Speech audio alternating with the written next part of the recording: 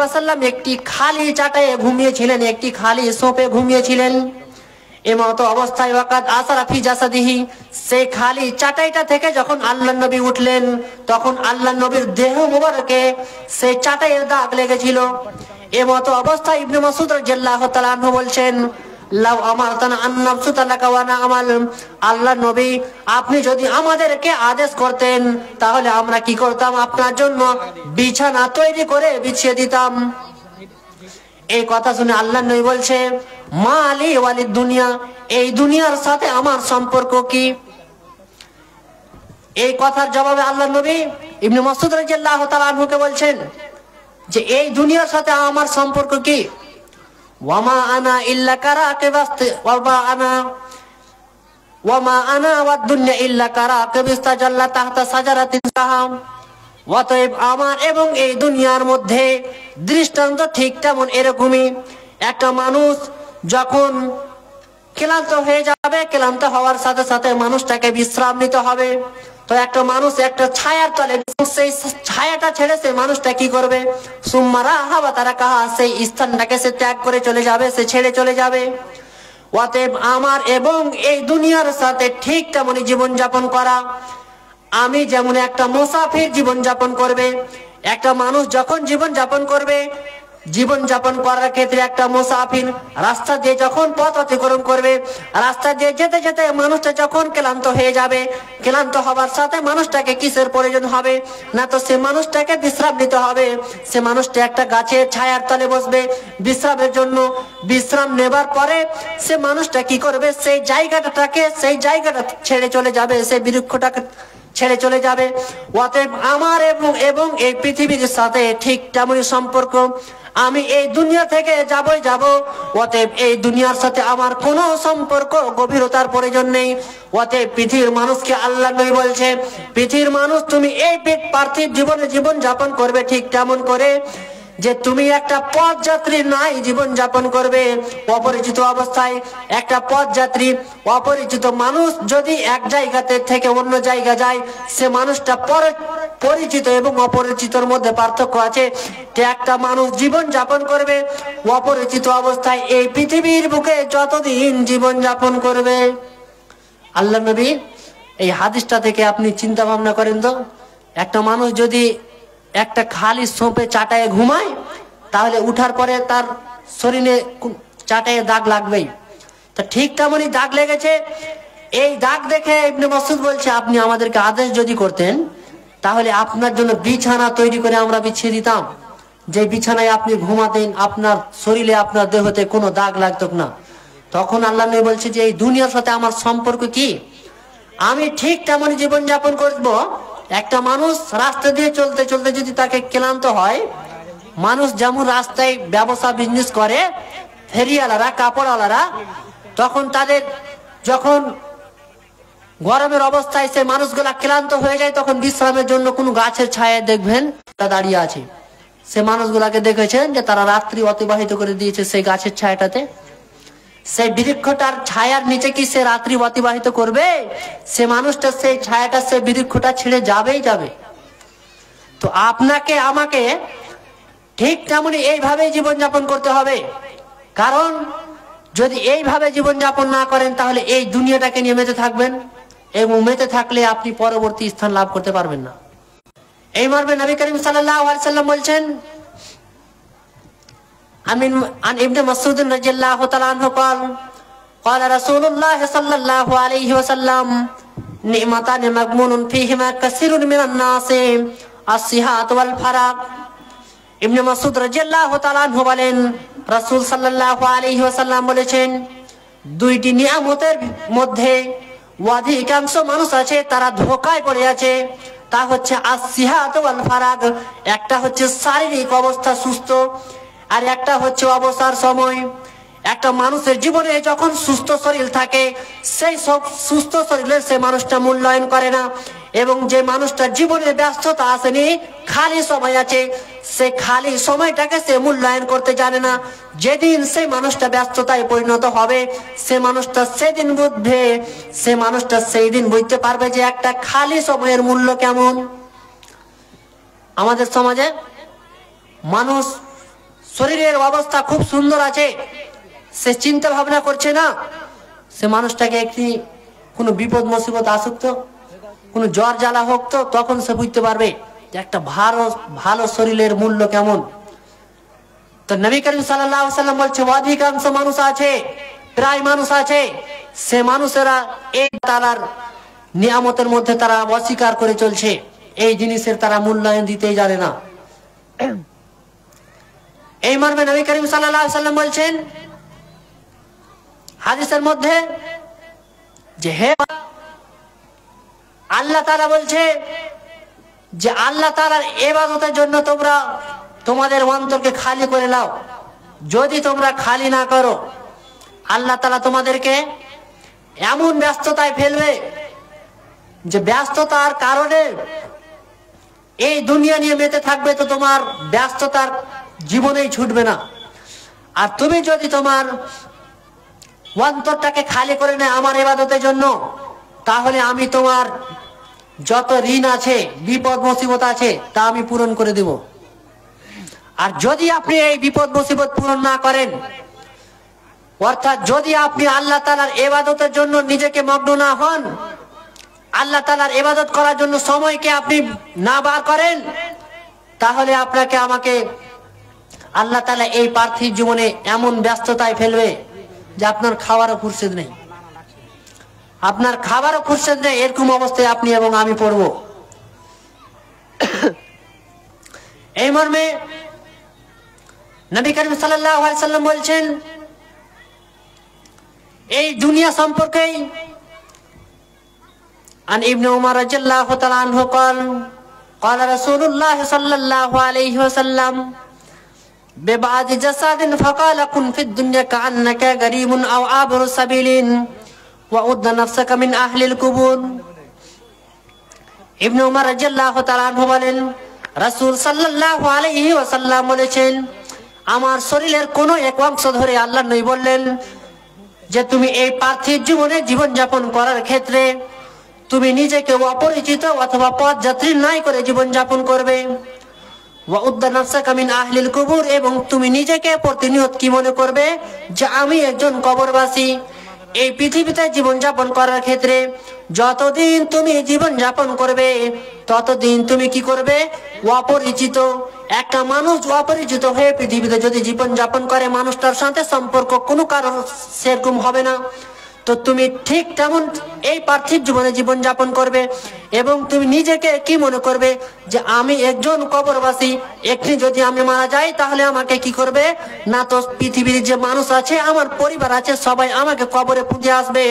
অতএব তুমি পৃথিবীতে বেঁচে থাকার কালে যতক্ষণ পর্যন্ত থাকবে সেই অবস্থায় তুমি কি করবে না, তো নিজেকে কবরবাসী মনে করবে।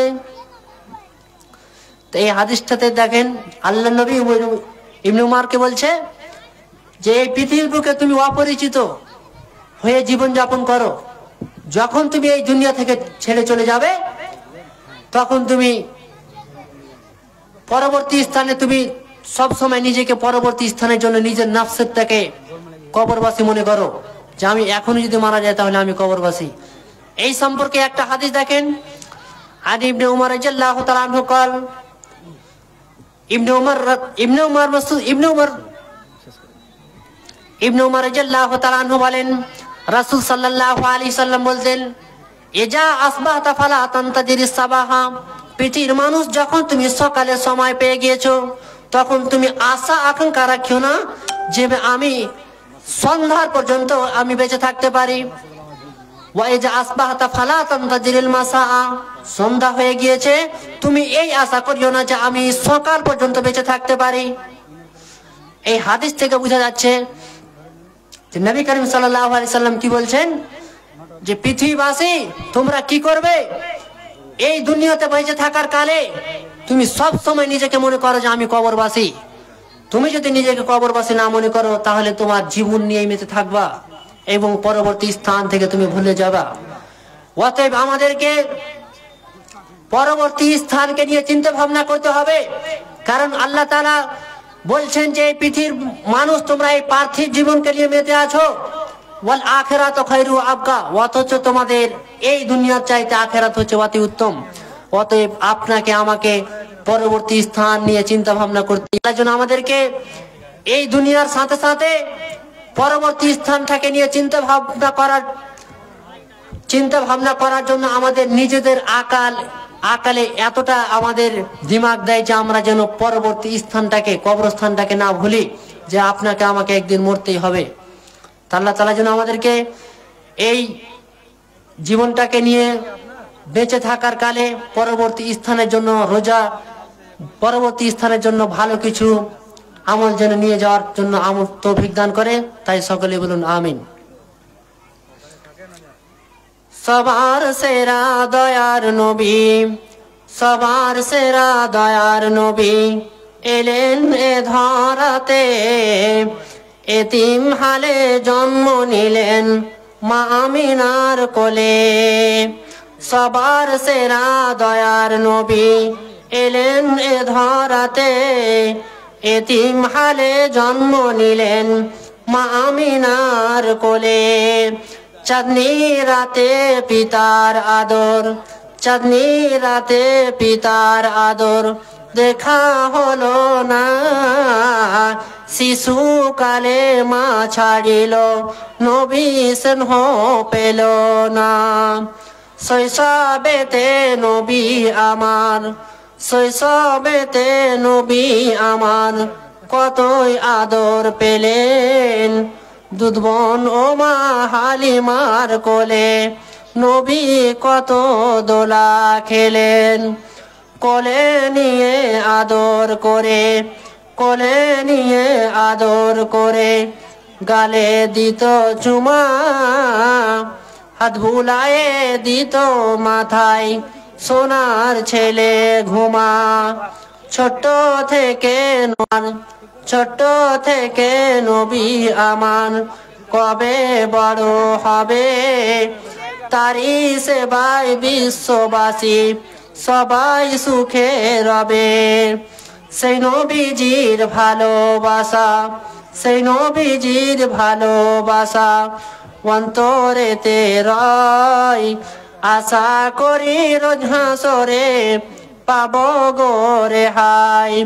সবার সেরা দয়ার নবী এলেন এ ধরাতে, এতিম হালে জন্ম নিলেন মা আমিনার কোলে। আসসালামু আলাইকুম ওয়া রাহমাতুল্লাহ। ওয়া আলাইকুম আসসালাম ওয়া রাহমাতুল্লাহি ওয়া বারাকাতুহু। সম্মানিত সুধীবৃন্দ, আমরা অত্র গ্রামের প্রথম জালসা, অত্র গ্রামের প্রথম জালসা, এবং জালসাটি আমরা জানি এটা খুব বড় উদ্দেশ্য নিয়ে সূচিত করা হয়েছে। অর্থাৎ আমরা জানি এই জায়গাতে, এই গতরঘাটাতে আল্লাহ রাব্বুল আলামিনের কিতাব সাল্লাল্লাহু আলাইহি ওয়াসাল্লামের হাদিস সূক্ষ্মভাবে পড়াশোনা করার জন্য, আধুনিক শিক্ষায় শিক্ষিত করার জন্য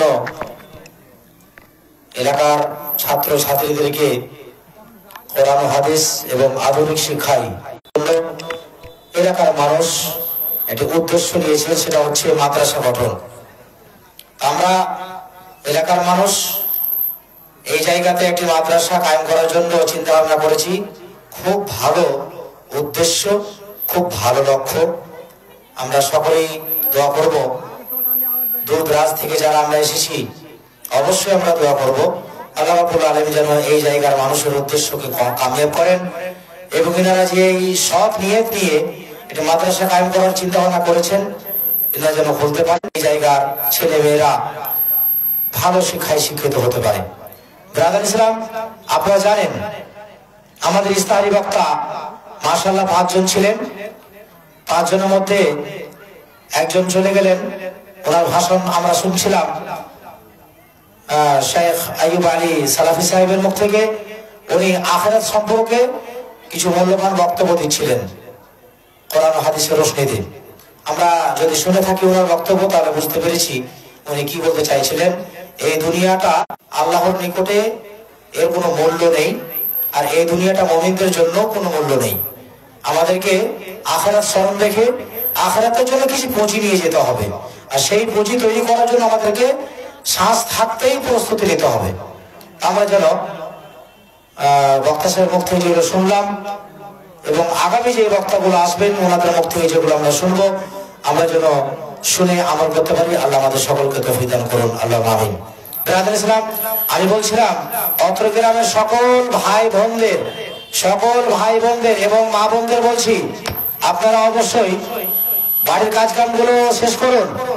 যারা বেড়াতে এসেছেন, জালসার উদ্দেশ্যে এসেছেন, বাড়ি ছেড়ে তাড়াতাড়ি জালসার মধ্যে আসুন। এই জালসার মাহফিলে এসে কোরআন হাদিসের কথা শুনে আপনি ফজিলত পাবেন। এই রাস্তা ঘুরে বেড়িয়ে আর বাজার কে কোন দোকানে কেমন জিলাপি হয়েছে, কোন দোকানে কেমন সাজিয়েছে, ওগুলো দেখে আর মেহমানের বাড়িতে বেরিয়ে আপনি কিছু পাবেন না। শুধু আপনার মত মাস্তি করা হবে, শুধু মনোরঞ্জন করা হবে, কিন্তু নেকি থেকে আপনি মাহরুম থাকবেন। যদি আপনি নেকি পেতে চান তাহলে অবশ্যই আল্লাহর রাস্তায় টাইম কিন্তু বসে নেই, টাইম অনেকটা হয়ে গেছে, প্রায় 8টা বাজতে চলেছে, এখন 8:45 বাজে। আপনারা সময়টা অতিবাহিত না করে সম্মানিত শেখ হাবিবুর রহমান আস-সালাফি হাফিজাহুল্লাহ, উনি মালদা থেকে এসেছেন, ওনার বক্তব্য শুনবেন। শেখ আব্দুল্লাহ বিন খালিলুর রহমান, উনি আলহামদুলিল্লাহ আমাদের অত্র এলাকার একজন সুন্দর বক্তা, ওনার মুখ থেকে শুনবেন। শেখ মাসুদ আলম রিয়াজি, ওনার মুখ থেকে শুনবেন। এনাদের সময় আসলে আপনাদের সামনে এনাদেরকে আমি তুলে দেব।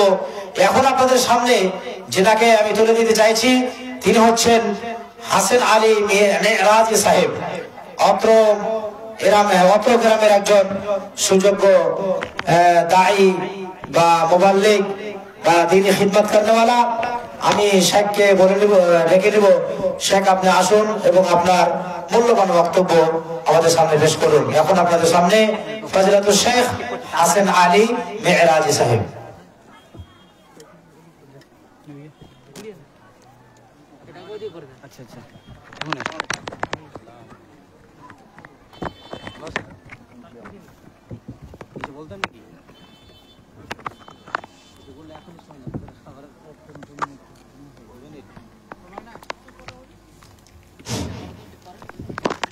মাশাআল্লাহ, আমাদের স্টেজে আমাদের সম্মানিত অতিথি জেলা পরিষদ ছিলেন, উনি আসতে পারেননি কোনো কাজ বিশেষে, পাঠিয়েছেন একজন আমার বড় দাদাকে। উনি মাত্র 2 মিনিট আপনাদের সামনে কিছু কথা বলবেন, বক্তার মুখ থেকে বক্তব্য শুনবেন ইনশাআল্লাহ। এবং আমাদের এমএলএ সাহেব উনি আসতে পারেননি, অত্র গ্রামবাসীর ভালোবাসায় উনি 10,000 টাকা পাঠিয়েছেন ইদারি হাতে। সেই 10,000 টাকা আমরা পেয়ে গেছি। আল্লাহ যেন ওনাকে কামিয়াব করুন এবং ওনাকে হিদায়াত দান করুন।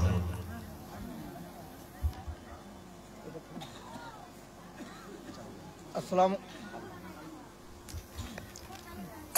আলাইকুম ওয়া রাহমাতুল্লাহি ওয়া বারাকাতুহু। ব্যবস্থাপনায়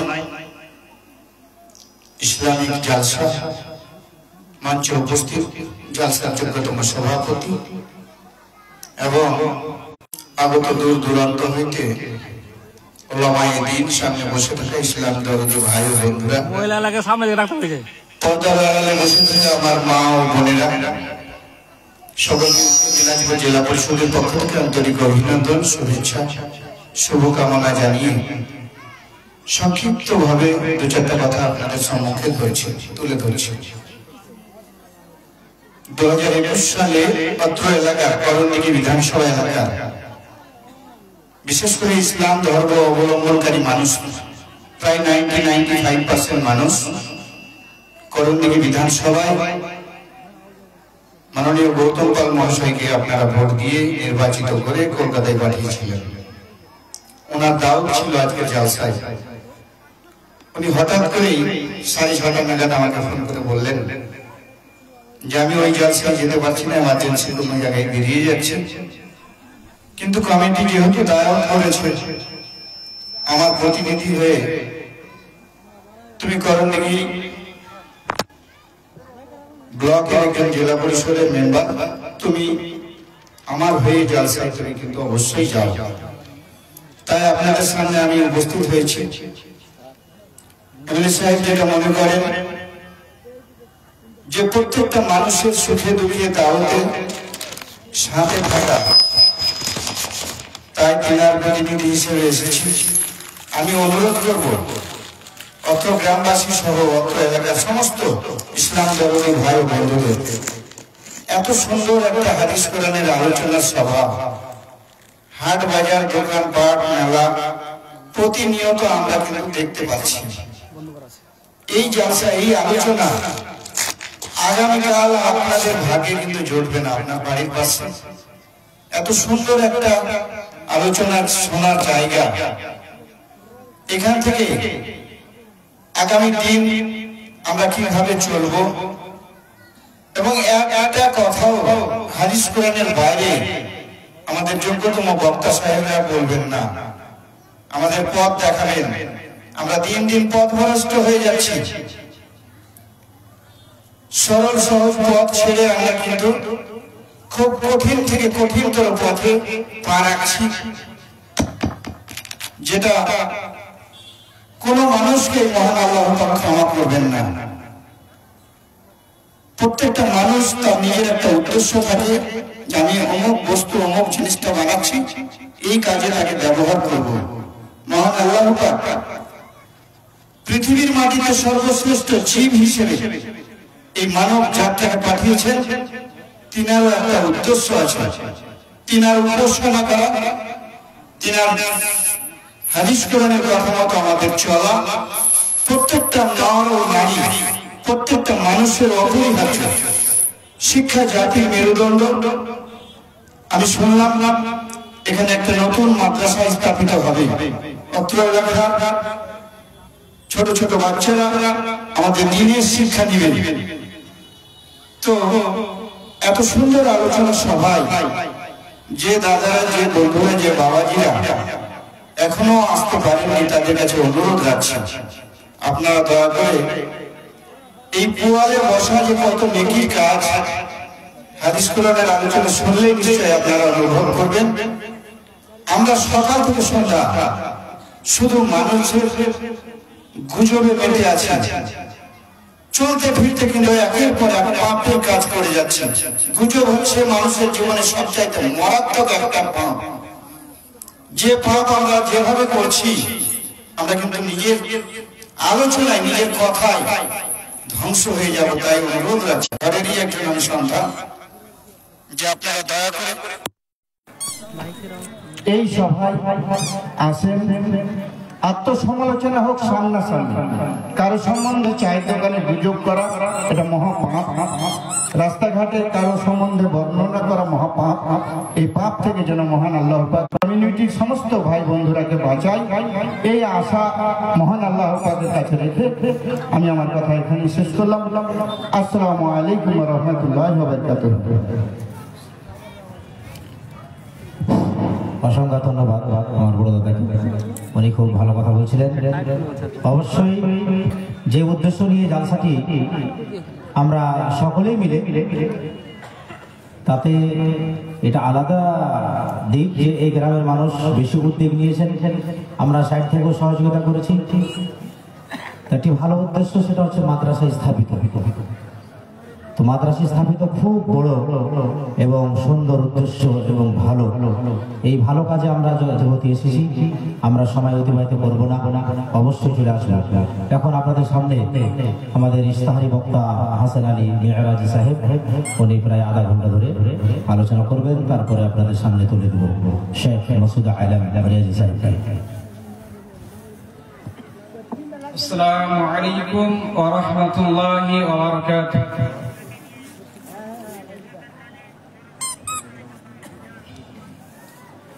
الحمد لله نحمده ونستعينه ونستغفره ونعوذ بالله من شرور أنفسنا ومن سيئات أعمالنا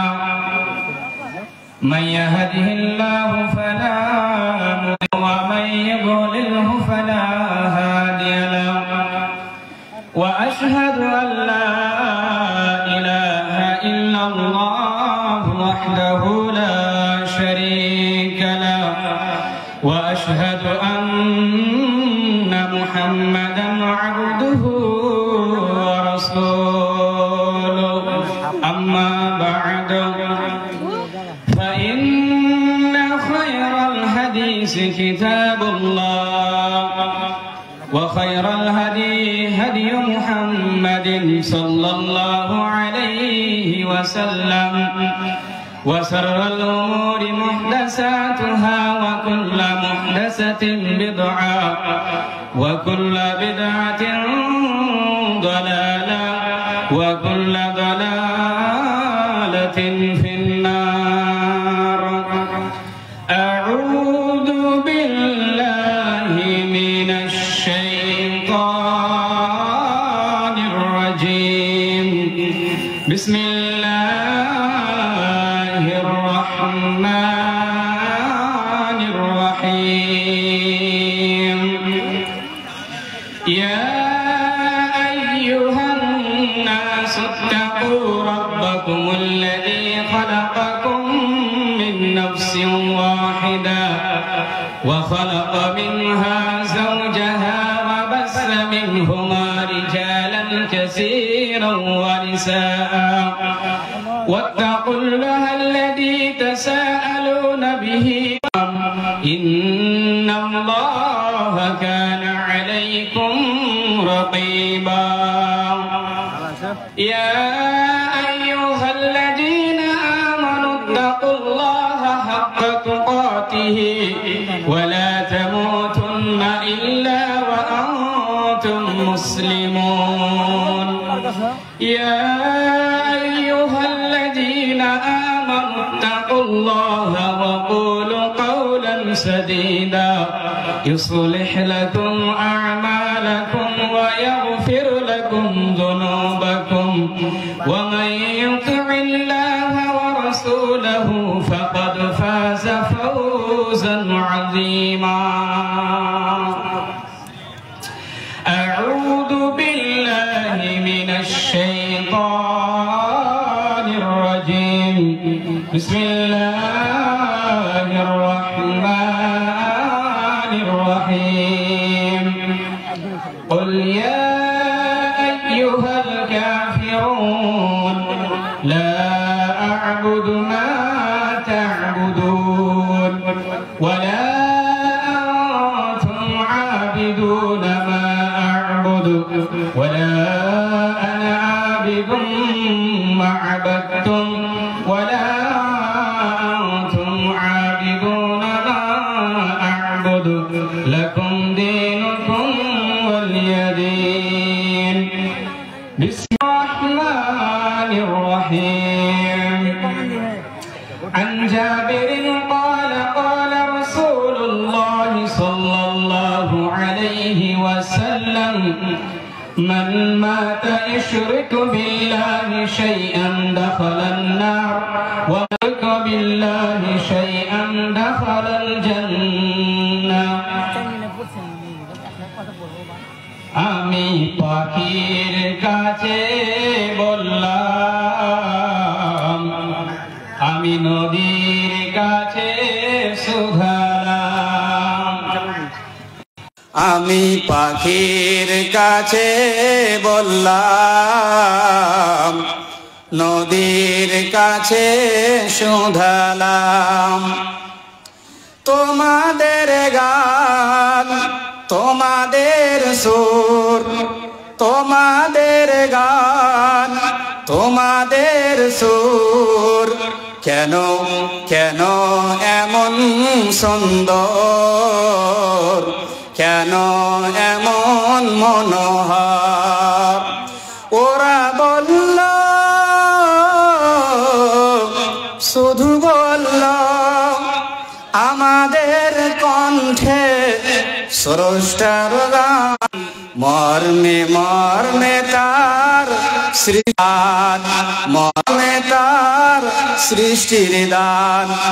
আমাদের গান, আমাদের সুর, তাই তো এমন সুন্দর, তাই তো এমন মনোহর।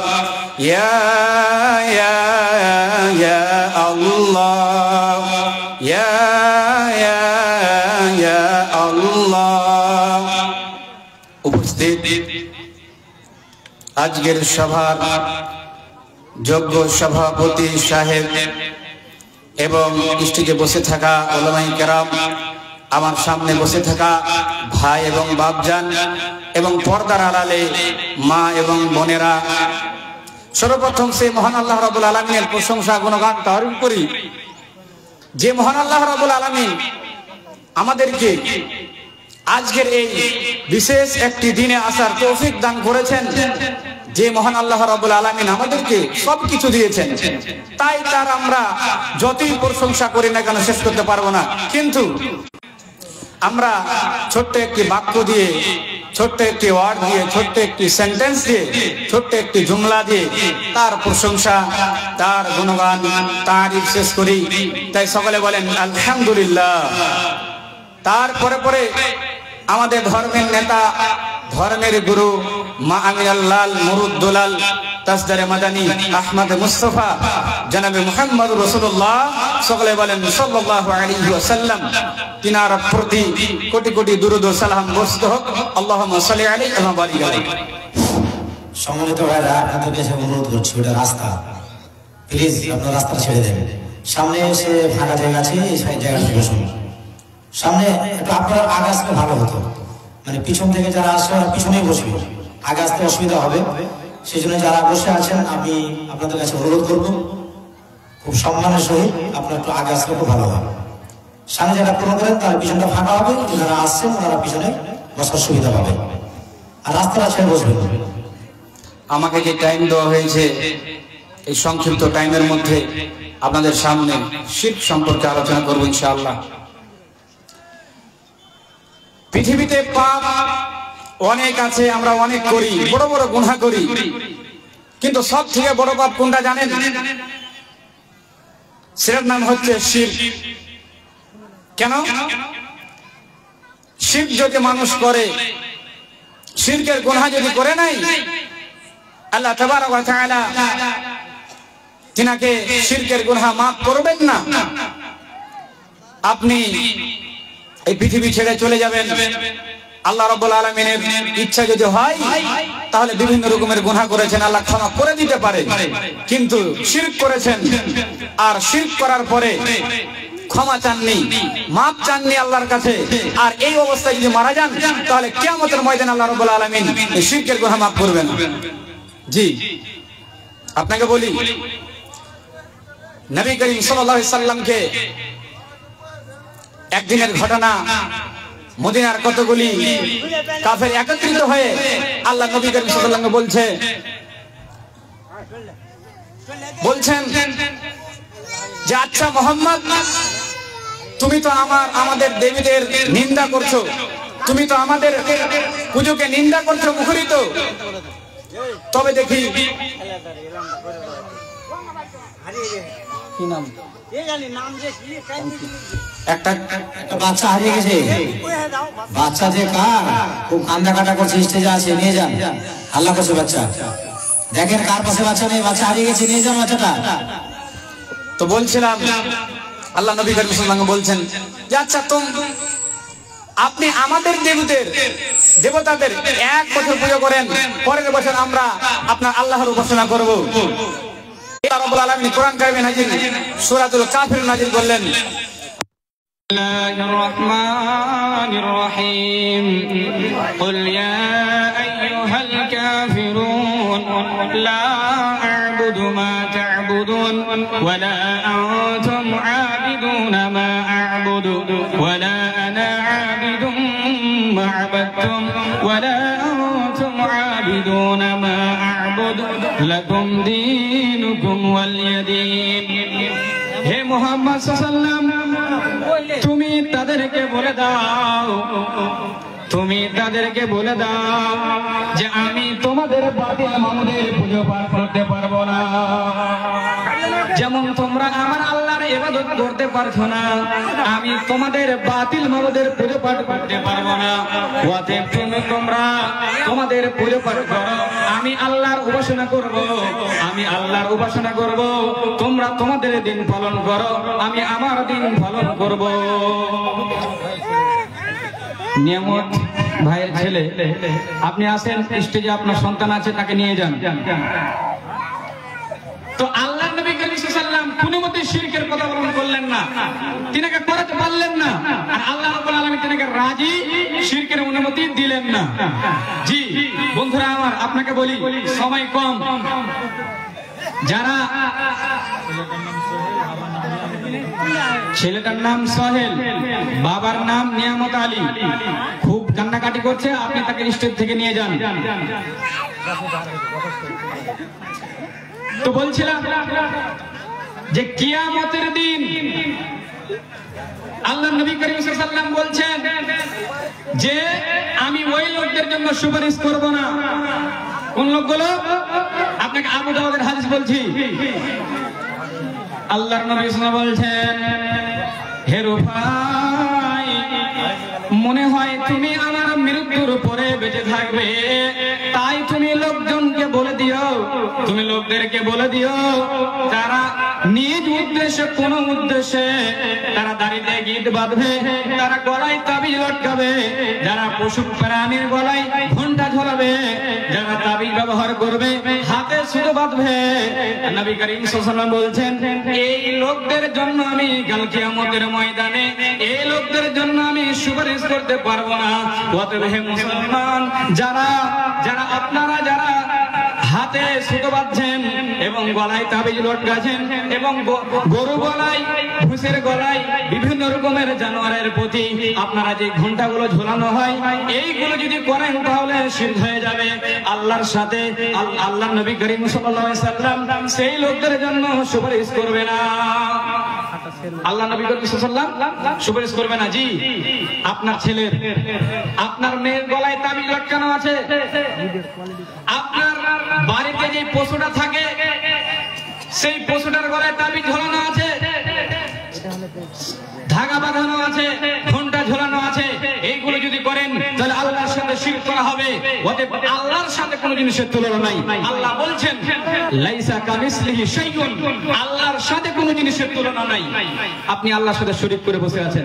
আচ্ছা বলেন, যে আল্লাহ, আল্লাহর খান, আল্লাহর জমিনে চলেন, আল্লাহর খাদ্য খান, আল্লাহর রহমতে চলেন, আল্লাহর অক্সিজেনে চলেন, আর আল্লাহকে বাদ দিয়ে যদি আমি আপনি যদি অন্য জিনিসের প্রতি বিশ্বাস করি, আশা করে ফেলি, তাহলে কেমন হবে? সেটা আল্লাহ মেনে নিতে পারবেন না। এই জন্য আপনাকে বলি, মুসলিম শরীফের একটা হাদিস বলি, নবী করিম সাল্লাল্লাহু আলাইহি ওয়াসাল্লাম বলছেন, আবু জার রাদিয়াল্লাহু তাআলা আমাদের বর্ণনা করেন, রাসূলুল্লাহ সাল্লাল্লাহু আলাইহি ওয়াসাল্লাম বলছেন, আমার নিকট জিবরাইল এসে সুসংবাদ দিয়ে গেলেন। কি সুসংবাদ? মুহাম্মদ সাল্লাল্লাহু আলাইহি ওয়াসাল্লাম বলছেন, এরে আবু জার, তুমি শুনে নাও, শুনে নাও, আমাকে জিবরাইল আলাইহিস সালাম সুসংবাদ দিয়ে গেলেন। কি সুসংবাদ? নবী করিম সাল্লাল্লাহু আলাইহি ওয়াসাল্লাম বলছেন যে আমাকে বলল, আপনার উম্মতের যদি কেউ শিরক না করে মারা যায়, শিরক না করে মারা যায়, তাহলে সে দাখিল হবে। আর আবু জার রাদিয়াল্লাহু তাআলা বললেন, তিনবার একই কথা বললেন যে আল্লাহর রাসূল, সে যদি ব্যভিচার করে থাকে, সে যদি ব্যভিচার করে থাকে, চুরি করে থাকে, তবুও সে জান্নাতে যাবে যদি সে শিরক থেকে বেঁচে থাকে। আপনি বলেন, শিরকের গুনাহ, শিরকের গুনাহ আল্লাহ রাব্বুল আলামিন কিয়ামতের দিন ক্ষমা করবেন না। আজকে আপনি বেঁচে আছেন, আল্লাহর সাথে শিরক করছেন। কত কথায় কথায় আমরা শিরক করি, কথায় কথায় শিরক করে বসে থাকি। আপনি বলেন, মা এবং বোনেরা বলেন যে রাতে আধার দিতে বলি না? কেন ঝাড়ু দিতে হয় না? নোংরা হয়। কিন্তু মা বোনেরা বলে রাত্রিবেলায় ঘর ঝাড়ু হয় না, আপনি শিরক করলেন। আবার আপনি বলছেন আপনি দোকানদার, আপনার কাছে সকালে একজন কাস্টমার গিয়েছে, আপনি তাকে বলছেন কিছু চাইছে বাকি, তা আপনি বলছেন যে সকালে বাকি দেওয়া যাবে না। আপনার কে বলেছে? আপনি শিরক করলেন। রাত্রেবেলায় হলুদ দেওয়া যাবে না, হলুদ পাওয়া চলবে না, রং বলতে হবে। আপনি কোথায় পেলেন এইগুলো? আপনি শিরক করে বসছেন। কোথায় কোথায় আপনি শিরক করছেন? আল্লাহ নবী করিম সাল্লাল্লাহু আলাইহি ওয়াসাল্লাম বলছেন, যেই দিন আল্লাহর নবী ছাড়া কোন নবী আমার জন্য সুপারিশ করতে পারবে না, স্বয়ং নবী করিম সাল্লাল্লাহু আলাইহি ওয়াসাল্লাম আমাদের জন্য সুপারিশ করবে। আর তিনার কথার উপরে আমরা চলি না। তিনি যে বলেছেন যে ওই লোকদের আমি সুপারিশ করব না যারা গলায় তাবিজ লটকায়। আপনি দেখেন আজকের পর থেকে আপনার গলায় যাতে করে আপনার গলায় তাবিজ না ঝোলানো থাকে, আপনার ছেলের মেয়ের হাতে সুতো বাঁধানো থাকে, আপনার বাড়ির সামনে একটা গাছে হাড্ডি টাঙানো থাকে, এইগুলো যাতে করে এর উপরে বিশ্বাস করা যাবে না। কেন? আল্লাহ রাব্বুল আলামিন বলছেন, ইন্নাশ শিরকা লাযুলমুন আযীম, নিশ্চয় শিরক হচ্ছে বড় ধরনের জুলুম ও অন্যায়। আল্লাহ রাব্বুল বলছেন। তাহলে যে মুহাম্মদ সাল্লাল্লাহু আলাইহি ওয়াসাল্লাম আমাদের জন্য সুপারিশ করবে, তাহলে তার কথা মতো আমরা চলতে পারি না, আল্লাহ রাসূলের কথা মতো আমরা চলতে পারি না। কেন? এইজন্য কেউ বলছেন রাসূল আমার ভালোবাসা, রাসূল আমার আলোর আশা, রাসূল আমার ভালোবাসা, রাসূল আমার আলোর আশা, রাসূল আমার প্রেম বিরহের মূল আলোচনায়, রাসূল আমার কাজে কর্মে অনুপ্রেরণা, রাসূল আমার ভালোবাসা, রাসূল আমার আলোর আশা, রাসূল আমার প্রেম বিরহের মূল আলোচনায়, রাসূল আমার কাজে কর্মে অনুপ্রেরণা। জি, এবার আপনাকে বলি, বিন্দু মাত্র যদি আপনি শরীক করেন, عن جابر قال قال رسول الله صلى الله عليه وسلم من مات يشرك بالله شيئا دخل النار। যারা আল্লাহর সাথে বিন্দু মাত্র শরীক করবে, আল্লাহর সাথে বিন্দু মাত্র শরীক করবে, এরা দাখালান নার, এরা জাহান্নামে যাবে, এরা জান্নাতে যাবে না। ওয়া মান মাতা ইশরিকু বিল্লাহি শাইআন দাখালাল জান্নাহ। আর যারা বিন্দু মাত্র শরীক করবে না, আল্লাহর সাথে কাউকে তুলনা করবে না, আল্লাহর সাথে কোনো জিনিসের তুলনা করবে না, আল্লাহর সাথে কাউকে জড়াবে না, আল্লাহকে বাদ দিয়ে কোনো জিনিসকে মানবে না, এরা জান্নাতে যাবে। জি, আমরা কোথায় কোথায় শিরক করে বসে থাকি। জি ভাই, মা বোনেরা বেশি বলে। আপনি শুনেছেন বলবে যে কুলাতে যদি বসে তাহলে বসতে হয় না। একটা ছেলে আপনার সামনে, আপনার স্ত্রীর সামনে যদি কুলায় বসে গেছে, বলছে কুলাতে বসতে হয় না। আপনার কে বললো? আপনি শিরক করে বসলেন। ধানে আপনার জুতো পাই দিয়ে হাঁটতে হয় না। আপনি বলেন ঠিক আছে হাঁটিয়েন না, ভালো কথা, কিন্তু আপনি যদি বলেন যে না হাঁটতে হয় না, তা আপনি শিরক করে বসলেন। আপনি দেখেন আমরা কোথায় কোথায় শিরক করে বসে থাকি, কোথায় কোথায় আমরা শিরক করে বসে থাকি। এই জন্য নবী করিম সাল্লাল্লাহু আলাইহি ওয়াসাল্লাম এই শিরক থেকে বাঁচার জন্য, এই শিরক থেকে মুক্তি হওয়ার জন্য 10টি নির্দেশ দিয়েছেন, 10টি কথা বলেছেন। হযরত মুআয রাদিয়াল্লাহু তাআলা আনহুকে আমি তিনার নবী করিম সাল্লাল্লাহু আলাইহি ওয়াসাল্লামের 10টি কথা আপনাদেরকে বলছি, আপনি শুনেন। হযরত মুআযকে বলছে, হে মুআয, তুমি আমার এই 10টি কথাকে হাতে দাঁতে ধরে থাকবে এবং আমলে পরিণত করবে, যাতে করে এই 10টি কথাকে তুমি চলতে পারো, এই 10টি কথার উপরে তুমি থাকতে পারো। হে মুআয, 1 নম্বর বলছে, হে মুআয, তুমি আল্লাহর সাথে কাউকে শরীক করবে না। কেন না?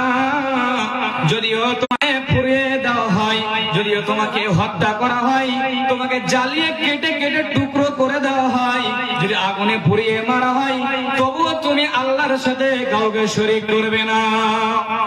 মুয়াজ্জি বলছেন, জি, এক নম্বরে বলছে যে আল্লাহর সাথে কাউকে শরীক করা যাবে না।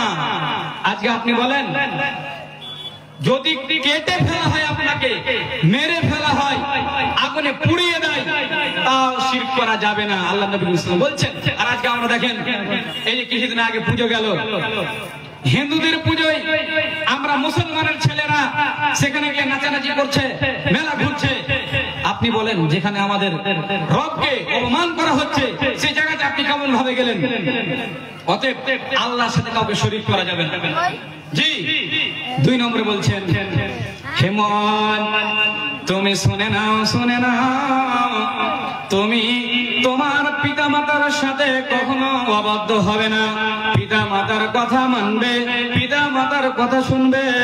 তোমাকে যদি তোমার স্ত্রী ছেড়ে দিতে বলে, তোমাকে যদি তোমার ধন সম্পদ ছেড়ে দিতে বলে, তুমি ছেড়ে দিবে। অতএব তুমি কখনো পিতা মাতার অবাধ্য হবে না। জি, আমরা ছেড়ে দিতে তো দূরের কথা, স্ত্রী ছেড়ে দেওয়ার তো দূরের কথা, ধন সম্পদ ছেড়ে দেওয়ার কথা তো দূরের কথা। যদি ভালো কথাটা বলে আপনার মা, আমার মা, তাহলে আমরা শুনি না। অতএব আল্লাহ নবী করিম সাল্লাল্লাহু আলাইহি ওয়াসাল্লাম বলছেন যে তুমি কখনোই তোমার পিতামাতার অবাধ্য হবে না। 2 নম্বর। এবারে 3 নম্বরে বলছেন, হে মজ, তুমি শুনে নাও, শুনে নাও, তুমি ইচ্ছাকৃত ভাবে ফরজ নামাজ ছাড়বে না। কেননা যদি তুমি ইচ্ছাকৃত ভাবে ফরজ নামাজ ছেড়ে দাও, তাহলে আল্লাহ তোমার থেকে দায় মুক্ত হয়ে যাবেন, তোমাকে দেখবেন না। অতএব একজন ব্যক্তি, একজন মুসলমান ইচ্ছাকৃত ভাবে ফরজ নামাজ ত্যাগ করতে পারে না। আপনি বলেন, ফজরের সময় দেখলেই বোঝা যাবে যে মসজিদে কয়টা মুসাল্লি হয়। এমনিতে তো আমরা পড়ি না, কিন্তু ইচ্ছাকৃত ভাবে ফরজ নামাজ আল্লাহ নবী সাল্লাল্লাহু আলাইহি ওয়াসাল্লাম নিষেধ করেছেন ছাড়তে, নাহলে আল্লাহ দায়মুক্ত হয়ে যাবে। জি, এবার আপনাকে বলি, আল্লাহ নবী করিম সাল্লাল্লাহু আলাইহি ওয়াসাল্লাম বলছেন 4 নম্বরে, হে মন, তুমি কখনো মদ পান করবে না। কেননা যদি তুমি মদ পান করে নাও, গুনাহের শিকড়, যদি তুমি মদ পান করে নাও, তোমার দ্বারাই ভালো কাজ আর হবে না। একটা লোক যদি মদ পান করে চলে আসে, মদ পান করে যদি চলে আসে, তাহলে তার জন্য আর কোনো গুনাহ মনে হবে না। সে মাকে গালি দিবে, সে বাপকে গালি দিবে, সে পাড়া প্রতিবেশীকে গালি দিবে, স্ত্রীকে গালি দিবে। অতএব মদ পান হচ্ছে সর্ব গুনাহের শিকড়। অতএব তুমি মদ পান করবে না। জি, তাহলে মদ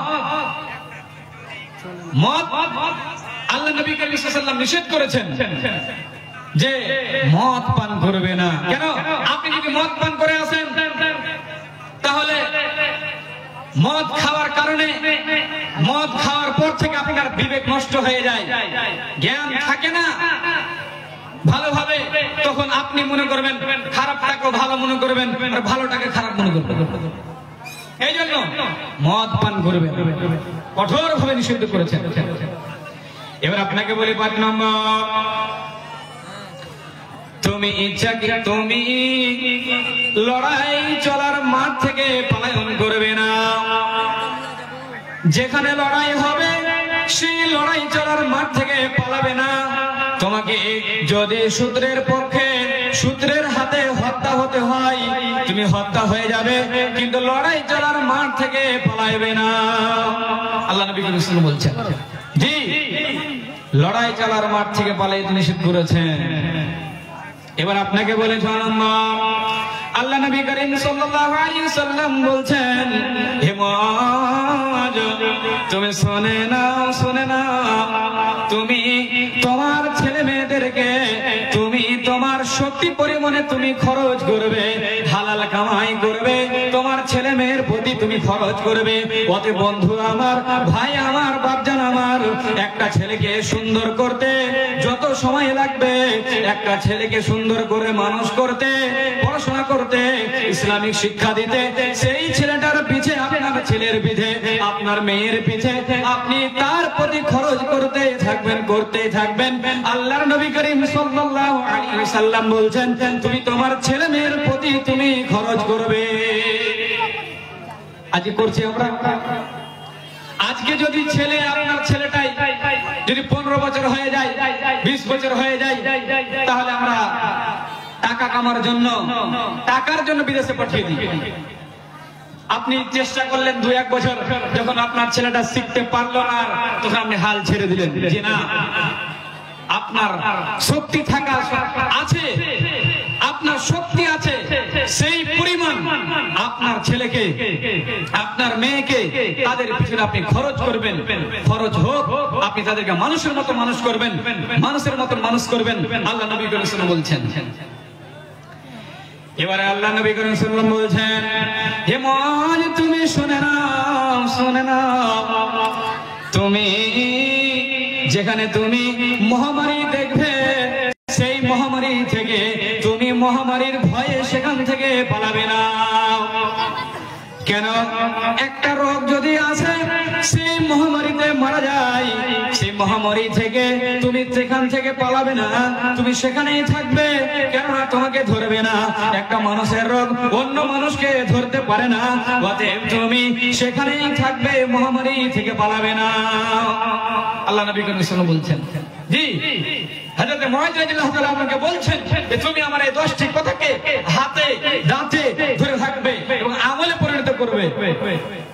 এবারে আল্লাহ নবী করিম সাল্লাল্লাহু আলাইহি ওয়াসাল্লাম বলছেন, হে মুআয, তুমি শুনে নাও, তুমি তোমার ছেলে মেয়ের প্রতি আদবের লাঠি চমকাতে থাকবে। তোমার ছেলে, তোমার মেয়ে, তাদেরকে শাসন করতে, তারা যাতে করে অন্যায় না করে ফেলে, তারা তাদের দ্বারা যাতে করে ভুল না হয়ে যায়, তাদের প্রতি তুমি সব সময় লক্ষ্য রাখবে, তাদের প্রতি তুমি আদবের লাঠি চমকাতেই থাকবে। ছেলে যতই বড় হয়ে যাক, মেয়ে যতই বড় হয়ে যাক, অন্যায় দেখলে লাঠি চলবে, অন্যায় করলে লাঠি চলবে, বকা চলবে, ভুল করলে তাদেরকে শাসন করতে হবে। তুমি সব সময় তোমার ছেলে মেয়ের প্রতি আদবের লাঠি চমকাতে থাকবে। আমরা করি? আপনার ছেলেটা আপনার সামনে বিড়ি খায়, আপনার ছেলেটা আপনার সামনে বিড়ি খায়, আপনি কয়দিন আপনি বলেছেন, কয়দিন আপনি নিষেধ করেছেন, কয়দিন আপনি সেই ছেলেটাকে মেরেছেন, করেননি তো? আবার আপনি বলছেন, আপনি বিড়িটা ধরিয়ে, যখন আপনার বিড়িটা নিভিয়ে গেছে, তখন আপনি আপনার ছেলেকে দিচ্ছেন যে ছেলে বিড়িটা ধরিয়ে নিয়ে আয়। আচ্ছা, আপনি বলেন, একটা বাচ্চা, একটা শিশু, আপনি বললেন তাকে বিড়ি ধরিয়ে দিতে, আপনাকে দেখছে আপনার ছেলে যে আমার বাপ, আমার যতদিন থেকে হুঁশ হয়েছে ততদিন থেকে আমি দেখছি আমার বাপ বিড়ি খায়, আমার বাপ খৈনি খায়, আমার বাপ গুটকা খায়, আমার বাপ বিমল খায়, তাহলে সেই ছেলেটাও শিখবে। আর সেই ছেলেটা যদি খায়, আর তখন যদি আপনি তাকে আঘাত করতে যান, আপনার সামনে বলে দিবে যে আপনি তো খাচ্ছেন। অতএব আপনার ছেলে মেয়েদের প্রতি সব সময় আদব লাঠি চমকিয়ে থাকবে। নিজে ঠিক হন, নিজেকে ঠিক করেন, তারপরে আপনার ছেলে মেয়েদেরকে ঠিক করেন। অতএব ছেলে মেয়েরা ছোট থেকে যেটাই শিখাবেন সেটাই শিখবে। তাহলে আল্লাহ নবী করিম সাল্লাল্লাহু আলাইহি ওয়াসাল্লাম 10টি কথা হযরত মুআয রাদিয়াল্লাহু তাআলা আনহু বললেন যে তুমি এর প্রতি আদবের লাঠি চমকাতে থাকবে। এবারে 10 নম্বর, হযরত মুআয রাদিয়াল্লাহু তাআলা আনহু বলছেন, হে মুআয, তুমি শুনে নাও, তুমি তোমার ছেলে মেয়েদেরকে আল্লাহর প্রতি ভয় দেখাবে, আল্লাহর ভয় দেখাবে। তুমি সব সময় আল্লাহর ভয় দেখাতে থাকবে।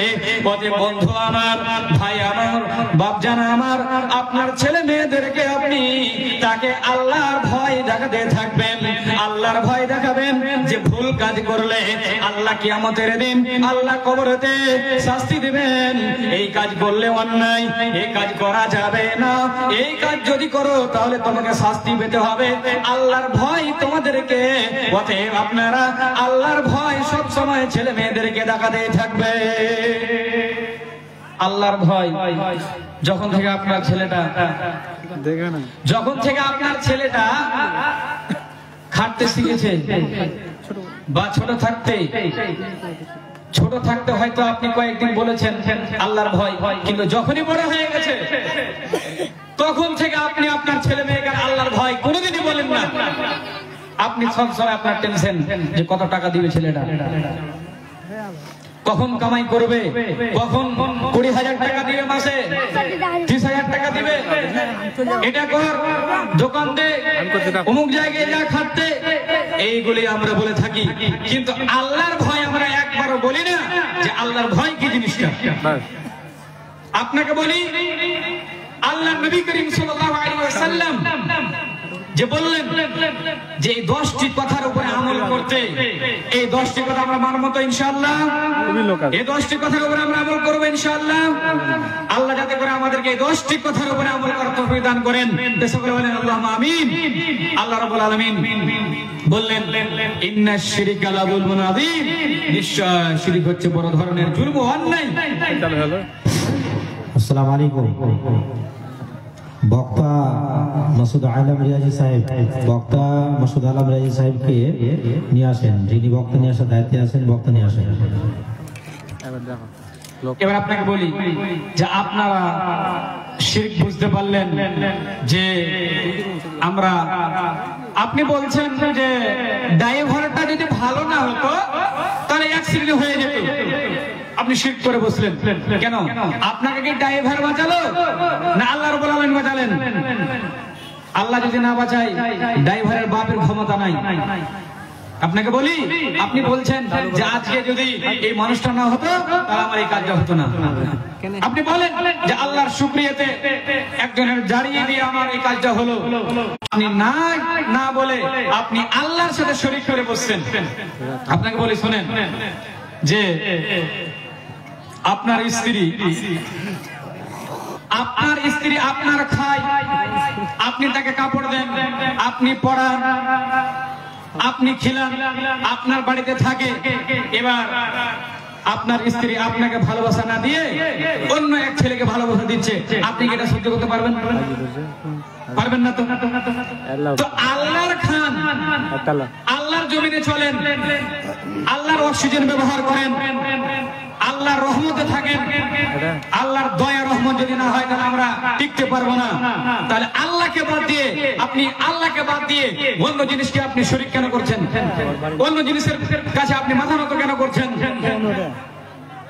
তাহলে আমরা মানুষ হয়ে যদি আমাদের রাগ হয়, যিনি আল্লাহ আমাদেরকে সৃষ্টি করেছেন তিনার কত রাগ হয়? অতএব যতগুলো এই ভ্রান্ত ধারণা আছে যে রাতে টাকা ধার দিতে হয় না, এই মন্তব্য যদি আপনি করেন তাহলে আপনি শিরক করে বসবেন। আপনাদেরকে বলছি, সামনের জায়গাটা খালি আছে, আপনারা সামনে চলে আসেন। পিছনে লোক দাঁড়িয়ে আছে, তাদেরকে বসার জায়গা দেন, আপনারা আগে বসেন। আপনাদেরকে বলছি আপনারা একটু আগে বসেন, পিছনে লোক দাঁড়িয়ে আছে। জি বলছিলাম যে শিরক। এবার আপনাকে বলি, আচ্ছা শিরক হয়ে গেছে, আসলে কি আল্লাহ ক্ষমা করবেন না? আসলে কি আল্লাহ ক্ষমা করবে না? জি, আমাদের বুঝার ভুল। আল্লাহ রাব্বুল আলামিন ক্ষমা করবেন। কেন? আল্লাহ রাব্বুল বলছেন, আইয়ুহাল্লাযীনা আমানু তুবু ইলাল্লাহি তাওবাতান নাসুহা আসা রাব্বুকুম আইয়ুকাফিরা আনকুম সাইয়্যাতিকুম ওয়া ইদখিলাকুম জান্নাতিন তাজরি মিন তাহতিহাল আনহার। যদি গুনাহ হয়ে যায় তাহলে আল্লাহ রাব্বুল আলামিন বলছেন, হে ঈমানদারেরা, হে মুমিনেরা, তোমরা আল্লাহর কাছে বিশুদ্ধ তওবা করে কেঁদে কেঁদে ক্ষমা চেয়ে নাও। আল্লাহ রাব্বুল আলামিন বলছেন আমি তোমাদেরকে ক্ষমা করে দেব এবং তোমাদেরকে ক্ষমা করে তোমাদেরকে আমি জান্নাতে দিয়ে দেব। আল্লাহ রাব্বুল আলামিন বলছেন কেন? আপনার শ্বাস আছে, শ্বাস থাকা সত্ত্বেও শ্বাস বের হবো হয়েছে, এই অবস্থাতেও শ্বাস যায়নি, বের হবো হয়েছে, এর আগ পর্যন্ত যদি আপনি আল্লাহর কাছে কেঁদে কেঁদে আল্লাহর কাছে মাপ চান, আল্লাহর কাছে ক্ষমা চান, তো আল্লাহ রাব্বুল আলামিন শিরকের গুনাহ মাফ করে দিবে। আল্লাহ চাইলে আল্লাহ ক্ষমা করবেন। আল্লাহ বড় ক্ষমাশীল, আল্লাহ বড় মেহেরবান, আল্লাহ ক্ষমা করবেন। আর যদি আপনি শিরক করেছেন আর শিরক করে ক্ষমা চাইতে পারেননি, শিরক করার পরে ক্ষমা নিতে পারেননি আর দুনিয়া থেকে চলে গেছেন, আপনি মারা গেছেন, তাহলে এই শিরকের গুনাহ আল্লাহ রাব্বুল আলামিন কাল কিয়ামতের ময়দানে ক্ষমা করবেন। বুঝতে পারলেন যে শিরকের গুনাহ আপনার হয়েছে, আপনি আল্লাহর কাছে আপনার শ্বাস থাকতে শ্বাস আছে, এই অবস্থাতেই আল্লাহর কাছে মাপ চেয়ে নিতে হবে, আল্লাহর কাছে ক্ষমা চেয়ে নিতে হবে, বিশুদ্ধ তওবা করে নিতে হবে, তাহলে আল্লাহ রাব্বুল আলামিন ক্ষমা করবেন। আর যদি শিরক করেছেন, করার পরে মাপ চাইতে পারেননি, আপনি মরে গেছেন, আপনার টাইম শেষ হয়ে গেছে, তাহলে এই শিরকের গুনাহ আল্লাহ রাব্বুল আলামিন কিয়ামতের দিন ক্ষমা করবে না। বাকি আপনি ডাকাতি করেছেন, চুরি করেছেন, আল্লাহর ইচ্ছা যদি হয় তাহলে সেগুলো এমনিতেই ক্ষমা করে দিবেন, কিন্তু শিরকের গুনাহ ক্ষমা করবেন না। তাহলে বক্তা সাহেব চলে এসেছেন, তাহলে আমরা আল্লাহর কাছে দোয়া করি যে আল্লাহ আমরা যাতে করে শিরক থেকে বাঁচতে পারি, শিরক থেকে বেঁচে থাকতে পারি, আল্লাহ তুমি আমাদেরকে এই তৌফিক হিদায়াত দান করো। তাই সকলে বলেন আল্লাহুম্মা আমিন। আল্লাহ আমরা যাতে করে এই আমাদের জীবন থাকতে, শ্বাস চলা থাকতেই আমরা যাতে করে তোমার কাছে এই গুনাহগুলোকে মাফ করতে পারি, শিরকের ক্ষমা চেয়ে নিতে পারি, আল্লাহ তুমি আমাদেরকে এই তৌফিকটা দিও। তাই সকলে বলেন আল্লাহুম্মা আমিন। সবার সেরা দয়ার নবী এলেন এ ধরাতে, ইয়াতীম হালে জন্ম নিলেন মা আমিনার কোলে, ইয়াতীম হালে জন্ম নিলেন মা আমিনার কোলে, চাঁদনি রাতে পিতার আলো দেখা হলো না, শিশু কালে মা ছাড়িল স্নেহ পেল না, সে সবেতে নবীজি আমার কত আদর পেলেন, দুধবন হালিমার কোলে নবী কত দোলা খেলেন, দুধবন হালিমার কোলে নবী কত দোলা খেলেন, সবার সেরা দয়ার নবী এলেন এ ধরাতে, ইয়াতীম হালে জন্ম নিলেন মা আমিনার কোলে। আসসালামু আলাইকুম ওয়া রাহমাতুল্লাহি ওয়া বারাকাতুহু। ওয়া আলাইকুম আসসালাম ওয়া রাহমাতুল্লাহি ওয়া বারাকাতুহু। অসংখ্য ধন্যবাদ বক্তা সাহেবকে, হাসান আলী মেহরাজি সাহেবকে। আলহামদুলিল্লাহ শিরকের ব্যাপারে বক্তব্য দিচ্ছিলেন, এটা আমাদের সকলেরই জানা। ইন্না শিরকা লাযুলমুন আযীম, শিরকের পাপ সবচাইতে বড় পাপ। শিরক ব্যতীত যত দুনিয়ার পাপ আছে, গুনাহ আছে, সেই সমস্ত গুনাহ শিরকের তুলনায় অনেক ছোট। শিরক করা যাবে না, যদিও আপনার জানটা এই দুনিয়া থেকে শেষ করে দিতে হয়, তারপরও করা যাবে না। এই গুনাহ থেকে আমাদের বাঁচার জন্য আপ্রাণ চেষ্টা করতে হবে। এই শিরক যেন